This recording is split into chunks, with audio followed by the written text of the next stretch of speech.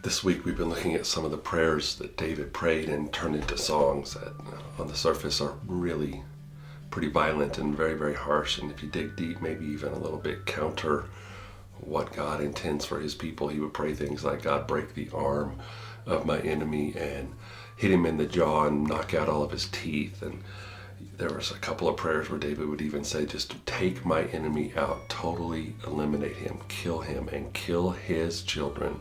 Let there be no evidence that he even existed. And you see these prayers in the Old Testament, and God never condemns David for praying those prayers. In fact, he calls David a man after his own heart. And so as I've been wrestling with these prayers, I don't find anything wrong with these prayers. I think there's some therapeutic value in praying these things. However, David was exempt. He was not exempt from the consequences of praying those kind of prayers and living that kind of life. And when he got to the end of his life, he really wanted to build God a temple, and God would not allow him to, and it was because of the violence that so marked his life. And so there were consequences for those prayers. And I think David prayed those prayers out of a deep desire for justice. I think he wanted those who were evil and those who were specifically doing evil to him, he wanted them to have justice. And that's a very real desire, and I think there's nothing wrong with that at all. I think David's only issue is that he lived on the wrong side of the empty tomb.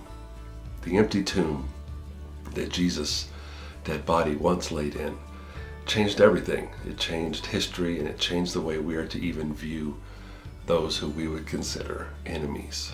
In the New Testament, we are told that we don't have an enemy on this planet, that our enemies are rulers and principalities and powers from spiritual realm. So that's a game-changing thought. But Jesus, who was also concerned about justice, Jesus who invented justice, Jesus who told us to love justice, he would come along and he would say, pray for your enemies. Now, the argument could definitely be made that David was praying for his enemies, but that is not the spirit in which Jesus said to pray for our enemies, because he followed that statement up by saying, pray for your enemies and bless those who persecute you. Bless those. Be a blessing to people who are trying to wound you, hurt you. This is the way of Jesus. And the reason Jesus can say this is because he is the 100% exact representation of God and his character. We are told that if you ever wonder what God looks like when he handles situations, not physically looks like, but what does his life look like when he is faced with a difficult situation? What is the character of God? If you ever want to know what those things are, you just look at the life that Jesus lived. And so Jesus, he knows that justice is coming. And he knows that justice for evildoers, and justice for evil men is far more terrible than you and I could ever imagine. He knows that. He knows that when the wrath of God is finally satisfied, and it one day will be, that those who have chosen to live evil lives and follow the evil path, they will face a judgment more severe than having their teeth knocked out.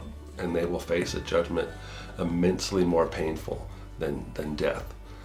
It will be something almost so terrible that words cannot describe. And Jesus knew that. David did not. David thought the worst thing he could do was, the worst thing that could happen to his enemies was for them to feel his pain. But Jesus knows the worst thing that's going to happen to your enemies is that they are going to suffer eternally in ways that we can't even imagine. And so Jesus would say, they're going to get what's coming to them, but what's best for you is to be right. What's best for you is to have a heart of love and not a heart of vengeance. So when Jesus says, pray for those who persecute you, or pray for your enemies and bless those who persecute you, he's saying, trust me that in the end, evildoers will get what's coming to them. So how do we pray when there's a war and there's an invading country and evil is being done? How do we pray for them? I think we pray like David prayed. I think we pray, God, get rid of them, remove them, take them out, knowing that our way isn't really the best way. Maybe we learn to pray like Jesus and we pray, God, we pray for those who are being persecuted. We pray for those who are in trouble. We pray for those who are in pain, that you would deliver them, that you would give them peace, and that you would deal with those who are doing evil in your way and in your time.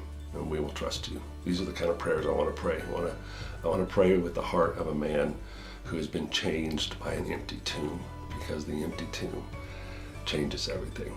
Hope that helps. See ya.